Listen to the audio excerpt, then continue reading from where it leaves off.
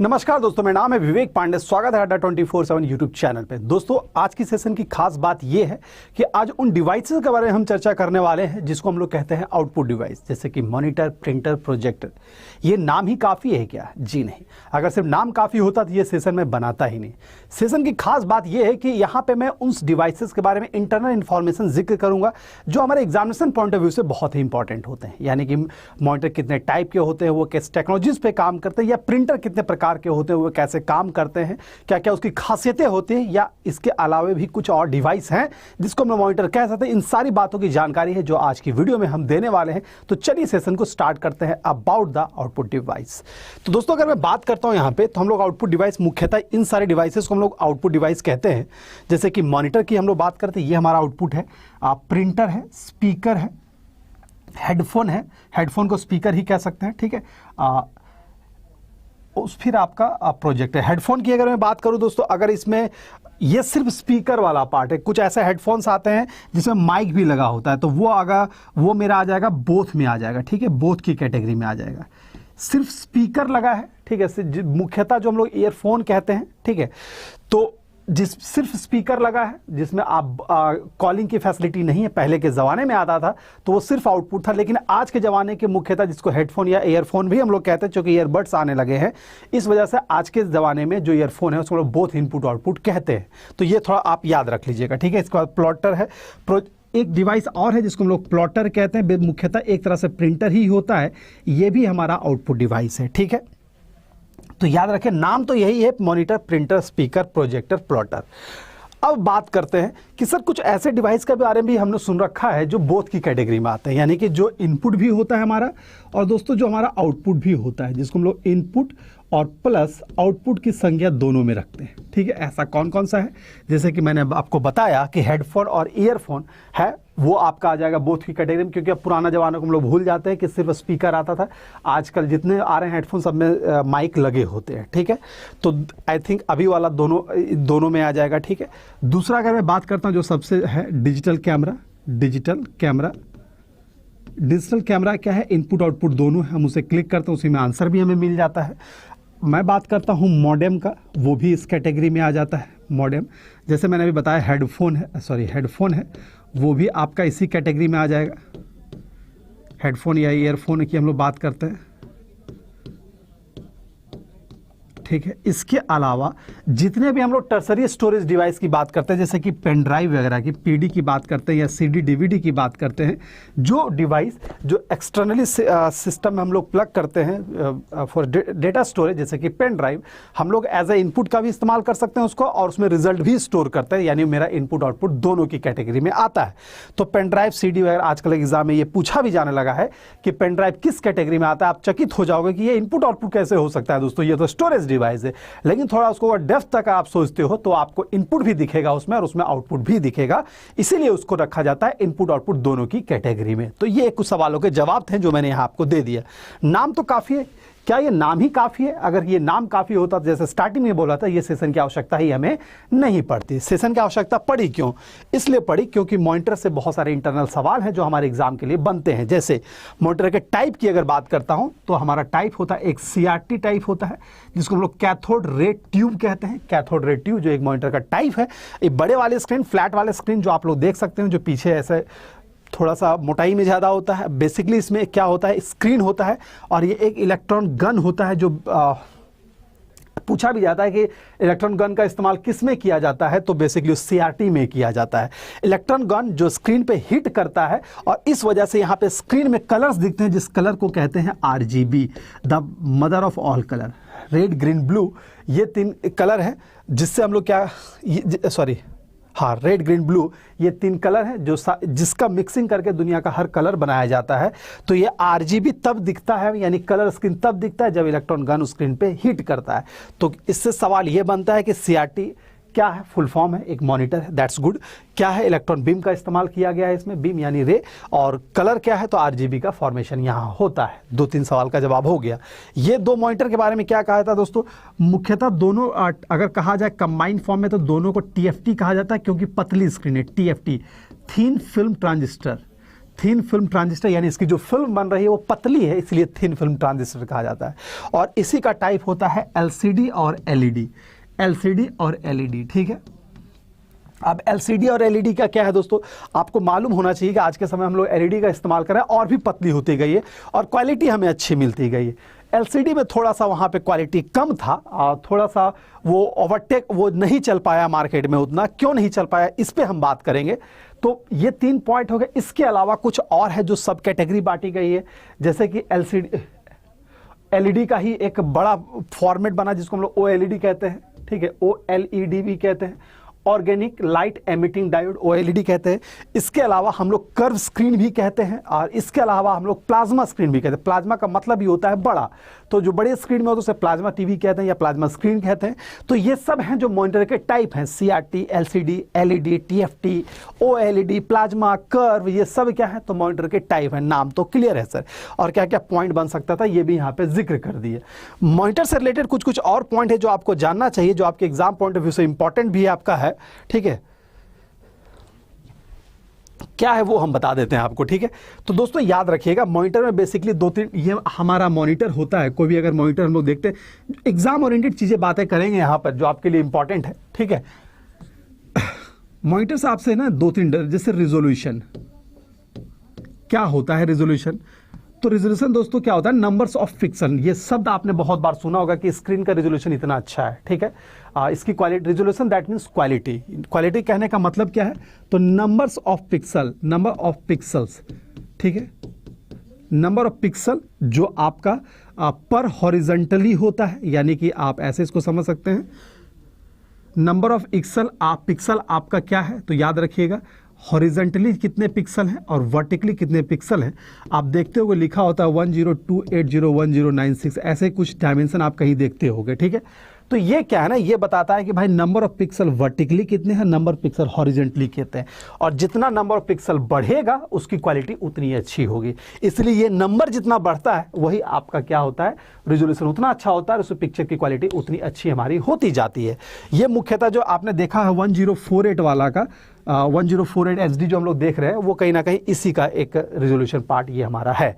तो याद रखिएगा रिजोल्यूशन क्या होता है, तो रिजोल्यूशन जो होता है number of pixels on screen पर horizontally and vertically, amount of pixel भी कहेंगे तो कोई गलत नहीं, गुना करके आप पिक्सल को काउंट कर सकते हैं।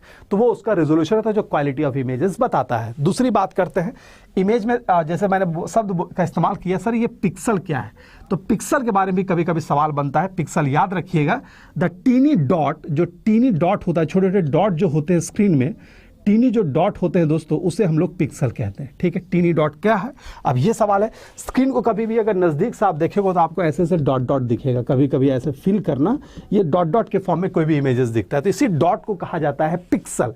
यानी किसी भी इमेज का सबसे छोटा पार्ट जो होता है वो सबसे पिक्सल होता है। Least part of image, least part of screen is known as a pixel. दूसरा पॉइंट। तीसरा पॉइंट आता है सर ये पिक्सल जो है ना, मान लीजिए एक पिक्सल ये है, एक पिक्सल ये दोनों के बीच को जो दूरी होती है ना वो पैचेस कहते हैं। क्या कहते हैं, पैचेस कहते हैं। जितना ये पिक्सल की दूरी कम होगी उसकी क्वालिटी उतनी अच्छी होगी, ठीक है। जितना पिक्सल की दूरी कम होगी उतना क्या होगा, तो क्वालिटी ज्यादा अच्छी होगी। याद रखिएगा 2-3 पॉइंट हो गया, रिजोल्यूशन हो गया, पिक्सल हो गया, पैचेस हो गया। एक शब्द और आता है जिसको हम लोग यहां पे यूज करेंगे, जिसको हम लोग कहते हैं व्यूइंग एंगल, ठीक है। अब ये शब्द क्या है दोस्तों, तो ये शब्द क्या है इसके बारे में समझिए। हमारे आंख और स्क्रीन के बीच में एक एंगल बनता है। जब भी हम किसी स्क्रीन को देखते हैं, किसी भी आउटपुट स्क्रीन को, तो हमारे आंख और स्क्रीन के बीच में एक एंगल बनता है जिसको हम लोग कहते हैं व्यूइंग एंगल, ठीक है। जैसे आप देखना, अगर हम स्ट्रेट ऐसे स्क्रीन को देख रहे हैं तो 90 डिग्री का एंगल बन रहा है, थोड़ा सा इधर चले जाएंगे तो 120 डिग्री का बन रहा है, इधर चले गए तो 80 डिग्री, ऐसे ही एंगल बनता रहता है कि स्क्रीन को किस एंगल से हम देख रहे हैं वही उसका व्यूइंग एंगल कहा जाता है। अब सवाल आता है सर इसकी क्या आवश्यकता पड़ गई। इसकी आवश्यकता इसलिए पड़ गई क्योंकि देखना बहुत सारे स्क्रीन ऐसे होते हैं जो आपको सामने से ही सिर्फ अच्छा दिखेगा, साइड से अच्छा नहीं दिखेगा।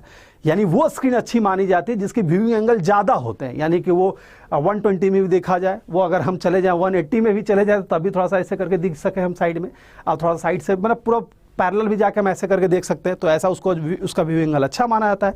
और इस दौर में कर्व टीवी वगैरह जो आता है वो सबसे अच्छा माना जाता है।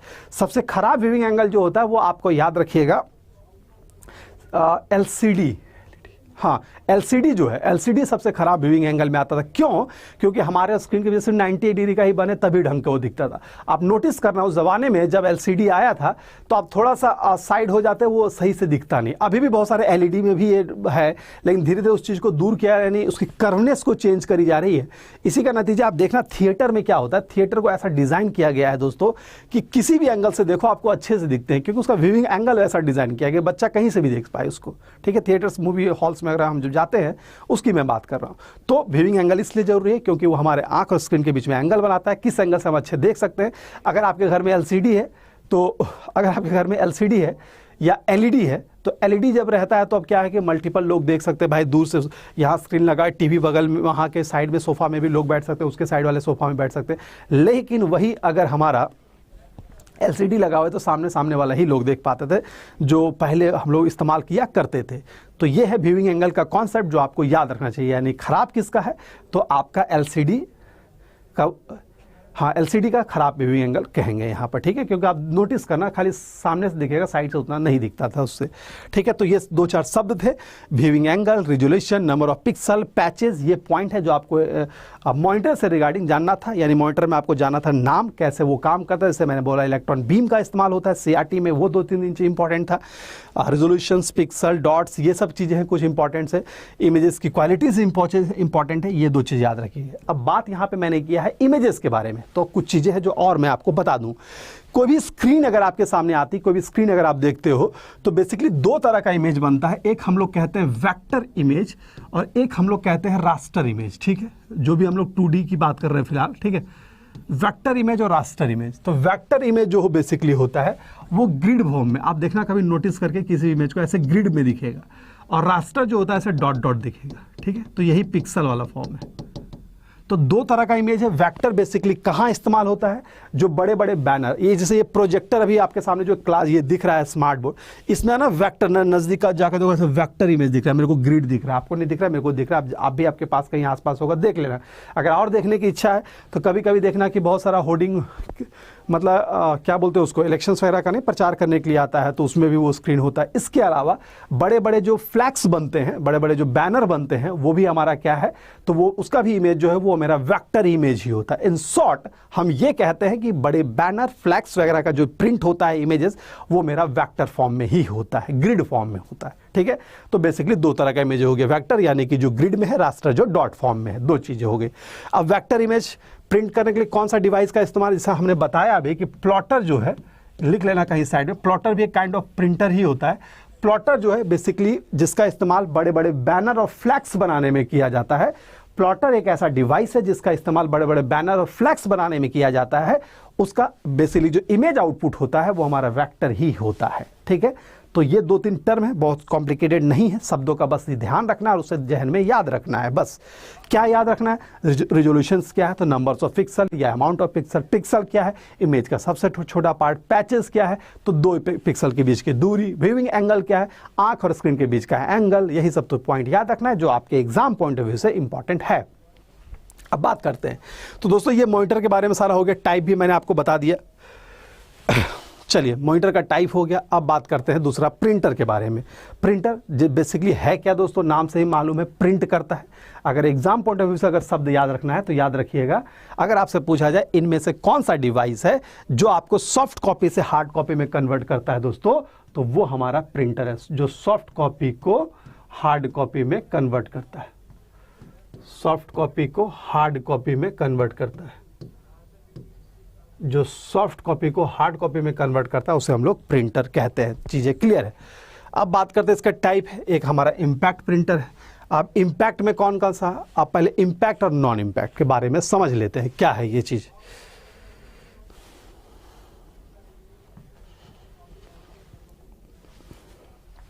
जैसे यहां पे एग्जांपल दिया गया, एक हमारा इम्पैक्ट है और दूसरा नॉन इम्पैक्ट। एग्जाम्पल मैं वहाँ पे ही दिखा दूंगा इमेज में, लेकिन फिलहाल यहाँ पे चीज़ें कुछ समझना है। ये कैटेगरी क्यों बांटा गया? तो इम्पैक्ट के बारे में ये कहा जाता है दोस्तों कि वो प्रिंटर जिसमें पेपर और इंक एक दूसरे को फिजिकली टच करता है। Paper and ink physically touch करता है।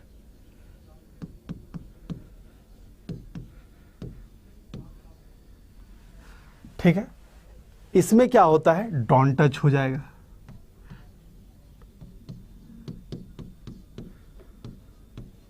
पेपर और इंक एक दूसरे को टच नहीं करेगा। ठीक है, अब ये कहने का मतलब क्या, जब प्रिंट करते हैं पेपर, इसका जो एग्जांपल है, जैसे इसका एग्जांपल होता है डॉट मैट्रिक्स। डॉट मैट्रिक्स जो आप देखे होंगे यहाँ पे टिकट काउंटर वगैरह में, कभी रेलवे काउंटर में चले जाइएगा तो देखिएगा डॉट मैट्रिक्स प्रिंटर लगा होता है। उसमें क्या होता है, ये आपका टिकट है, उसके ऊपर एक ऐसा रिबन रखा गया है और उसके ऊपर एक हेड रखा जाता है। हेड ऐसे हिट करता रहता है, तो हेड है, रिबन में इंक है और वो इंक जाके पेपर में टच करता है, तभी जाके वहाँ पे लिखा रहता है जो भी आपको प्रिंट करना है कि मुझे दिल्ली से यहाँ जाना है, वहाँ जाना है, जो भी प्रिंटेड उसमें चीज़ें आपको दिखती है, यानी कि जो आपको आपका जो डिटेल दिखा रहता है कि भाई मेरा सीट नंबर ये है, ये मेरा कोच नंबर है, ये सब आपका नाम लिखा रहता है, ये सब से जानकारी जो बाद में उसमें प्रिंट की जाती है वो आपका डॉट मैट्रिक्स प्रिंटर से ही होता है। डॉट मैट्रिक्स बेसिकली क्या है, इम्पैक्ट प्रिंटर है। और इम्पैक्ट प्रिंटर में काम कैसे होता है, तो पेपर और इंक जो है फिजिकली एक दूसरे को टच करता है। ठीक है, इसमें 2 पॉइंट हो गया, समझने वाली चीजें हैं। ठीक है, इम्पैक्ट मतलब टच करेगा उसमें। अब चूंकि ये टच करेगा तो ये क्या हो जाएगा कि स्लो हो जाएगा। ये प्रिंट क्या करेगा, स्लो करेगा, और ये प्रिंट क्या करेगा, फास्ट करेगा। ठीक है, इसकी प्रिंटिंग फास्ट होती है। इसका क्वालिटी क्या होगा, तो ये क्वालिटी होगा पुअर। ठीक है, ये क्वालिटी क्या होगा दोस्तों, इसकी प्रिंटिंग जो क्वालिटी होती है वो पुअर होती है, और इसकी प्रिंटिंग क्वालिटी जो होती है वो क्या होती है,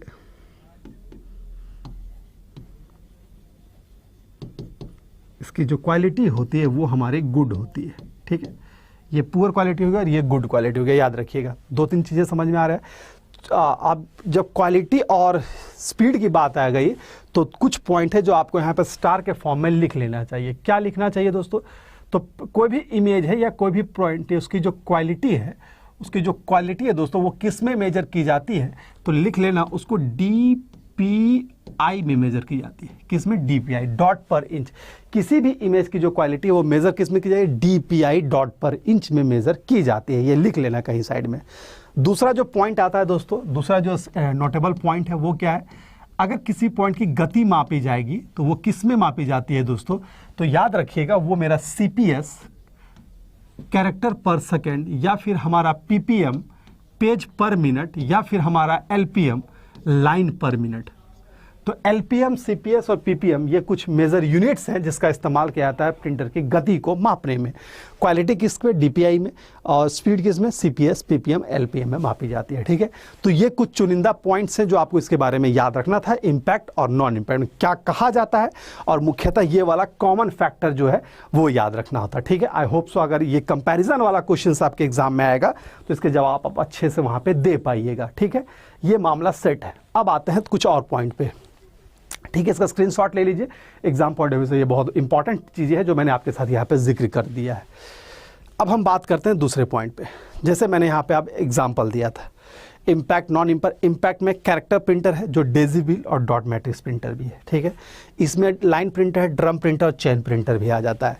नॉन इम्पैक्ट में लेज़र है, इंकजेट है, थर्मल है। थोड़ा सा मैं इसका ना कुछ तस्वीरें हैं जो मैं आपको दिखा दूँ। ये इंकजेट प्रिंटर है, बेसिकली आप देख पा रहे हैं, बेसिकली इंकजेट प्रिंटर है। ये लेज़र प्रिंटर है, बेसिकली जो जेरोक्स वाला इस्तेमाल में होता है। ठीक है, मल्टीफंक्शन, आजकल स्कैन, ये क्या ना मल्टीफंक्शन प्रिंटर कहने का मतलब हो गया मल्टीपल, बहुत तरह, यानी कि आप ये भी प्रिंट कलर भी कर सकते हो, ब्लैक एंड वाइट भी कर सकते हो, उसको मल्टी। आजकल तो इवन ये भी आ गया है कि ये भी क्या गया, ये सबसे ज़्यादा इस्तेमाल भी हो रहा है जिसमें स्कैनर और प्रिंटर दोनों लगा होता है। ठीक है, तो अगर ऐसा सवाल पूछा नहीं गया, लेकिन अगर ऐसा पूछा जाए कि जिसमें स्कैनर और प्रिंटर दोनों लगा, उसको क्या होगा, तो वो इनपुट आउटपुट दोनों की कैटेगरी में है, लेकिन ऐसा सवाल पूछा नहीं गया है अभी तक। ठीक है, तीसरा आपका फोटो प्रिंटर। फोटो प्रिंटर किसको कहा जाता है, इंकजेट का ही एक बड़ा भाई है जिसको हम लोग बबल जेट कहते हैं। ठीक है, तो बबल जेट जो है वो यहाँ पे आ जाएगा, बबल जेट। 3D प्रिंटर, जो 3D इमेजेस आप देखने को, होलोग्राम वगैरह जो प्रिंट होता है वो 3D प्रिंटर में होता है। तो ये कुछ चीज़ें हैं जो यहाँ पे आपको याद रखना था। अब इससे भी कुछ सवाल, एक और है यहाँ पे लिखा नहीं गया है, एक सेकंड, यहाँ पे होगा thermal printer. Exactly, thermal printer क्या है, तो याद रखिएगा थर्मल प्रिंटर वो प्रिंटर है जो बेसिकली आप अपने ATM का रिसिप्ट जो देखते हो, ATM का जो रिसिप्ट है, या किसी शॉपिंग मॉल में जाके, या किसी मूवी थिएटर का जो टिकट प्रिंट होता है, या फिर बस पे की बात करें, कहीं भी मोस्टली जो क्विक प्रिंटिंग वाली डिवाइस है जो सबसे क्विक प्रिंट करके देती है, तो वो हमारा कौन सा है, तो वो हमारा थर्मल है। क्विक तो चलिए ठीक है कहना है, लेकिन इसकी और खासियत ये है कि बहुत थिन पेपर पे ही प्रिंट हो जाता है और इसकी क्वालिटी सबसे पुअर होती है। थोड़ा सा मैं अब सिर्फ अगर नॉन इम्पैक्ट की अगर मैं बात कर रहा हूँ यहाँ पे, इसका तो फिगर है नहीं, बस इमेजिन कर लो डॉट मैट्रिक्स वाला है टिकट काउंटर वाला। अब कुछ कुछ नॉन इम्पैक्ट के भी हैं जो सब में कुछ ना कुछ खासियतें हैं, कुछ ना कुछ अच्छाइयाँ हैं, कुछ कुछ ना बुराइयाँ हैं। तो याद रखिएगा, अगर आपसे पूछा जाए कि अगर फास्टेस्ट प्रिंटर कौन है, तो लेज़र प्रिंटर को मोस्टली फास्टेस्ट बोला जाता है, ठीक है। उसी तरह अगर आपसे पूछा जाए कि किसको किस fastest printer, laser printer, normally यही एग्जाम में आता है। अगर आपसे पूछा जाए किसकी क्वालिटी सबसे पुअर होती है, पुअर क्वालिटी, तो दोस्तों आंख बंद करके वहाँ पे, इसमें सिर्फ नॉन इम्पैक्ट की बात कर रहा हूँ, इधर मत देखना भी, सिर्फ इधर देखो, इधर सिर्फ इधर देखो, आंख इधर ही देखना है, ठीक है। आंख आपको इधर ही देख, इसकी मैं से बात कर रहा हूँ। ये दोनों में क्या कंपैरिजन हो सकता है, ये तो मैंने पहले, ये एक सेकंड, ये इम्पैक्ट और नॉन इम्पैक्ट में क्या कंपैरिजन हो सकता है, ये तो ऑलरेडी मैंने बता दिया था इससे पहले वाले नोट में लिख के। ये देखो, ये मैंने आपको बता दिया है ना आपको, इम्पैक्ट और नॉन इम्पैक्ट का ये वाला कंपैरिजन हो सकता है, ठीक है, इम्पैक्ट और नॉन इम्पैक्ट का, ठीक है। अब इम्पैक्ट नॉन इम्पैक्ट का ये तो कंपैरिजन हो जाएगा, लेकिन अगर सिर्फ नॉन इम्पैक्ट की बात कर रहे थे, उसमें भी कुछ ना कुछ चीज़ें हैं जो आपका काम, आपके काम के लिए इंपॉर्टेंट है। जैसे कि सिर्फ नॉन इम्पैक्ट से सवाल बनता है, जैसे फास्टेस्ट है लेज़र प्रिंटर, सबसे क्वालिटी ख़राब किसकी है, तो थर्मल प्रिंटर। आप फील करना है इस चीज़ को, लेज़र जैसे जेरोक्स वाला मशीन प्रिंट करते जाओ, सक सक 500 प्रिंट, 600 प्रिंट, 100 पेज, हज़ारों पेज, बस प्रिंट करता है, सेट करता है, प्रिंट होता है, इसीलिए वो फास्टेस्ट है भाई, सिंपल सा बात है। और ये बेसिकली पीपीएम में ही मेजर किया जाता है, पेज पर मिनट में, पीपीएम में, ठीक है, पेज पर मिनट में ही प्रिंट किया जाता है। थर्मल प्रिंटर का क्वालिटी खराब, आप एटीएम का रिसिप्ट जो है वो अपने जेब में रख लेना, एक दिन के बाद उसमें क्या लिखा था ये आपको मालूम ही नहीं होगा, इसी वजह से इसको थर्मल को सबसे पुअर क्वालिटी होता है। इसके अलावा 3D printer 3D images print कर, बबल जेट और अच्छी इमेज, आजकल इमेज जो प्रिंट हो रहे हैं वो HD क्वालिटीज़ में प्रिंट हो रहे हैं, तो वो कहीं ना कहीं आपका बबल जेट प्रिंटर का इस्तेमाल किया जाता है। तो ये कुछ प्रिंटर थे। इसके अलावा साइड में जो प्लॉटर के बारे में बताया वो भी लिख लेना, वो भी एक तरह प्रिंटर है जो बैनर और फ्लैक्स को प्रिंट करता है।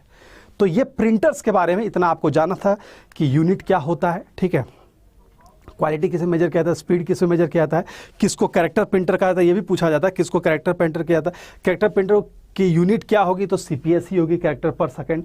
लाइन प्रिंटर की यूनिट क्या होगी, तो लाइन पर मिनट में ही मेज़र की जाती है, और ये मोस्टली इतना जो है वो PPM में मेज़र किया जाता है। सिर्फ इंकजेट जो है यहाँ पर वो हमारा LPM है, क्योंकि थोड़ा सा स्लो हो जाता है वो प्रिंट करने में, ठीक है। लेकिन mostly laser printer, thermal printer ये PPM में ही मेज़र करती है, ठीक है, यूनिट होता है इसको मापने के लिए। चूँकि PPM में मेज़र करेगी इसलिए फास्टेस्ट हो जाएगी हमारी। तो ये मुख्यतः कुछ जानकारी थी जो प्रिंटर के बारे में था, जो आपको जानना चाहिए एग्जाम पॉइंट ऑफ व्यू से। चलिए, तो दोस्तों ये मैं उम्मीद करता हूं कि आपको सारी जानकारी मैंने यहाँ पे दे दिया होगा about the printer, about the monitor, about the speaker, ठीक है। चलिए, तो ये था। इसके अलावा प्रोजेक्टर भी है, वो भी आपका आउटपुट डिवाइस में, यानी आउटपुट डिवाइस से जो जो चीज़ें बन सकती थी वो मैंने आपके साथ यहाँ पे जिक्र कर दिया। एक सेशन और मैं इस पे करूँगा, कुछ पोर्ट्स के बारे में बताऊँगा, जैसे कि HDMI पोर्ट क्या होता है, PS2 पोर्ट क्या होता है, इसके बारे में कल मैं एक सेशन करूँगा। लेकिन ये वीडियो से जरूर जुड़े रहिएगा, इस प्लेलिस्ट से जरूर रहिएगा।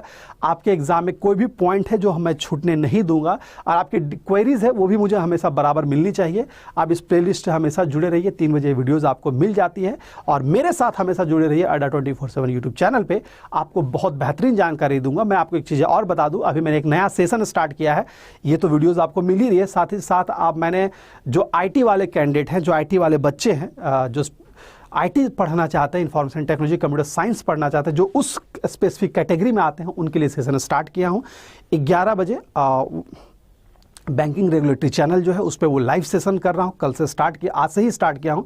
तो बच्चे वहाँ पे भी जुड़े जो IT वाले और CS वाले बच्चे हैं। अच्छा अच्छा कंटेंट है जो वहाँ पे मैं प्रोवाइड करूँगा उन बच्चों के लिए जो CS IT से संबंधित हैं, ठीक है। चलिए, तो अभी के लिए इतना ही, फिर मिलते हैं अगले सेशन में कुछ बेहतरीन टॉपिक के साथ। तब तक के लिए good luck, goodbye and take care दोस्तों।